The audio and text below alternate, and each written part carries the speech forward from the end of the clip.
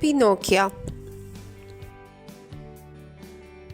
Еднаш многу одамна во едно мало село живееше столар по име Джепето. Тој беше осамен и од секогаш сонуваше да има син. Еден ден тој изработи дрвена кукла и ја нарече Пинокио. Ноќта една волшебна вила го посети Джепето и со магија ја оживеа куклата, давајќи и живот. Од таа ноќ Пинокио можеше да зборува, да трча и да учи како вистинско момче. Но за да стане вистинско човечко дете, требаше да покаже храброст, чесност и добрина. Но Пинокио често не слушаше.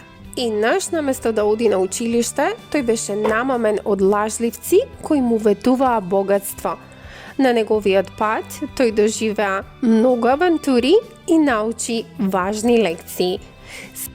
Пинокио беше познат по тоа што секогаш кога ќе излажеше, неговиот нос растеше, а тоа беше потсетник за неговите грешки.